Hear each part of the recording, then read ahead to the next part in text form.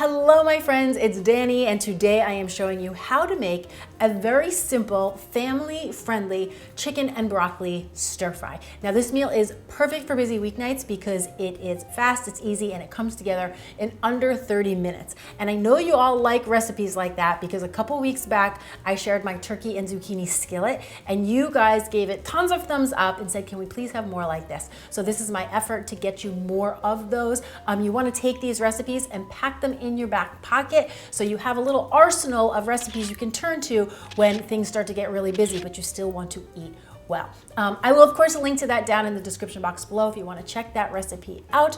But today, when you're doing a stir fry, the recipe comes together very quickly. So it is best to prep all of your ingredients ahead of time so you have them ready to roll once you get over to the stove. So we are going to start by thinly slicing some chicken. You're going to need 1 pound of boneless, skinless chicken breast. And do you guys know the trick to slicing your chicken paper thin like they do at like a Chinese restaurant? What you want to do is you throw it in the freezer for about an hour or so before you slice it, right? So it's not frozen through, but it gets really firm and it's set up and it makes cutting the chicken so easy and you're able to get it super, super paper thin, just like that. Right? So you're gonna do that till you work through all of your chicken. Now, most of the meat that I'm using these days, I am getting from ButcherBox. It's a monthly subscription service. They deliver high quality grass-fed meats, pastured organic chicken, and heritage breed pork right to your door. So it's a very convenient way to get your hands on good quality meat. So if that's important to you, I will leave a link down in the description box below on how to do that yourself. And they're always offering anybody in the Clean and Delicious community $20 off their first order, plus a pack of free bacon when you use code DannySpees. But again, all of those details are down in the description box below. Once I've got my chicken all sliced up and ready to go, I'm just gonna set that aside. Then I need 3 to 4 cloves of garlic, which I'm gonna chop nice and fine. Then 1 small onion. With the onion, I just like to slice it in half, remove the skin on the outside, and then thinly slice it into half moons. Now the onion, honestly, it's completely optional in this recipe. You could skip it. Personally, I love the extra flavor and the texture that it adds. Then you want to take about 3 to 4 scallions, thinly slice those as well. And with the scallions, you can use the white bottoms and the green tops. As long as they're crispy and firm, keep on cutting. And then finally, the broccoli. Now you're gonna want about 4 cups of broccoli florets for this recipe. So really, you could easily just buy the broccoli crowns at the grocery store. But if you have the whole head of broccoli like I have here with the stem, don't throw the stems away. You can finely chop them up, you can add them to salads, you can saute them into some scrambled eggs, or you can make my broccoli stem soup, which I will also link to down in the description box below. Once I have all my veggies prepped and ready to go, I'm just gonna make the sauce for the stir fry and then we're ready to cook. So I have a medium-sized spouted cup here. I love using these because they're easy to pour out of and to mix in, so it's very convenient.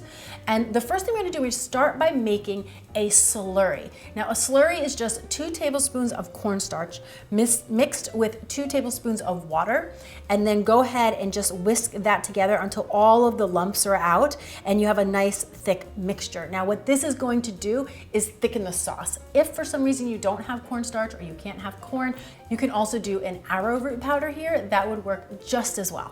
Then to the slurry, I am adding 1/3 cup of reduced sodium soy sauce, 1/2 cup of low sodium chicken broth. If you wanted to do something a little richer here, you could do some coconut milk. And if your pantries were like totally bare, you could also do water. They will all get the job done. Then I have a couple teaspoons of grated ginger. You could certainly grate it yourself, or you can take the shortcut method and buy it pre-grated at the grocery store. 1 tablespoon of coconut sugar, 2 teaspoons of toasted sesame oil, and then if you like a little bit of spice, a little bit of heat, a few fat pinches of red pepper flakes.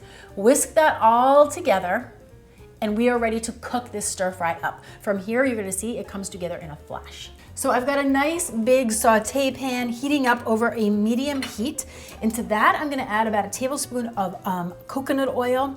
Once the oil has melted down, I'm adding the chicken to the pan. Now what you wanna do is just try to spread it out. The more room it has, the better.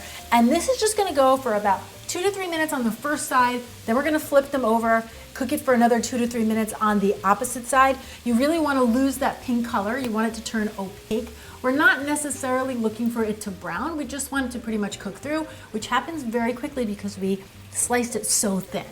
So once your chicken is where you want it, you're just gonna remove it out of the pan, set it aside, and then into the pan, we're gonna add those sliced onions, garlic, and half of the scallions that we cut up. Just go ahead and stir that around. We're just gonna let that go for 2 or 3 minutes. It's just gonna get the raw edge off of the veggies, and you're gonna kind of know you're ready for the next step when everything is super fragrant. Okay, so now we're ready for the broccoli. So I'm gonna add my broccoli into the pan with a splash of water. That's just gonna help to steam the broccoli. And if you have a lid, it'd be a good time to pop that on your pan. Unfortunately, I don't have a lid that fits this pan. So sometimes I just do like a makeshift lid, and I take the lid that I do have and just kind of make it work. But you could do a lid, you could do no lid. Ultimately, all roads lead to Rome. Obviously, if you don't have the lid, it's just gonna take an extra minute or two. What you want is for that broccoli to shift from raw to a nice, bright, vibrant green. And that's how you know you're ready to add your chicken back into the pan, along with that sauce that we made earlier. So get those in the pan, and then you're gonna just stir everything together. You want everything to have a nice light coating of the sauce, and for everything to be well combined. And then you're just gonna let it simmer away for about 5-6 minutes until everything is heated through, and then you have the broccoli nice and tender right where you like it. If you want a little al dente bite, take it off sooner. If you like it really soft, cook it a couple extra minutes. Then from here, I'm just gonna shut the heat off. I like to finish this by sprinkling the other half of the scallions over the top. Because we don't cook them, they stay nice and crunchy and crisp, which is a nice balance to the dish.